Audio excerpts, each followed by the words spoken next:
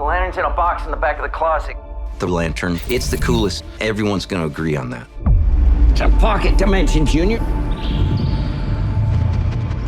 It was just a beautiful moment, full circle moment. All of these things that are such key components in the lore and the history of it. You're seeing them in real life and you're engaging with them.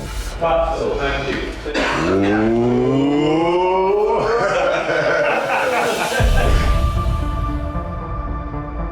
The way those sort of iconic things play, even the jaded crew and us jaded writers, it's a little unjaded when it comes out. Our artist is smiling. That's always a good sign. It's pretty sweet. It's beautiful, yeah. We've got this fantastic props team. They really are magical. They've been elevating every prop and every detail we brought into the show. We're making Green Lantern.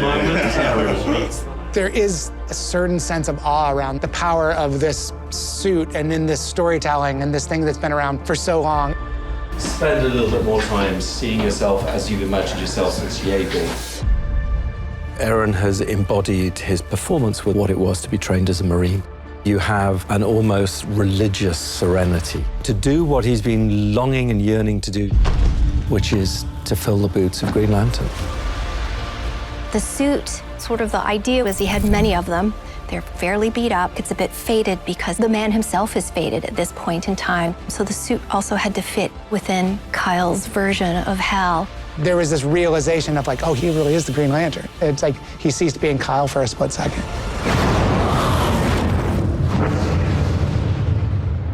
I did see Kyle in the suit. I must say, he looks very sharp. Don't tell him I told you that. We celebrate moments like that. They're moments where you're like, oh, it's real and it's happening and we're doing it. So when are you actually gonna move into this place? I've lived in that house for 8 years. He's a busy guy. He's rarely at home, and he doesn't have much in the way of possessions. He's a lonely character. No human has ever been a Green Lantern before Hal Jordan got that ring. Fuck. And so it's a ton of responsibility, and I think the idea of living up to what the public thinks you are as a superhero, that's tiring. Were you talking about me? One of the things about comic books is the character doesn't age. There's very rarely a middle-aged version. That felt super interesting to us because when you reach that point in your career, there's a lot more road behind you than there is ahead of you. You get more reflective. You have these questions of identity. If you've been doing a job long enough, you can't really separate yourself from the job. That's what the story is about, is a guy who isn't ready to hang it up. He's so afraid of being replaced because if he doesn't have this job anymore, he's gonna have to go back to that house and face like who he is. The side of Hal that doesn't hang up the photos with famous people, there's a true humbleness in it. Beat to take it in.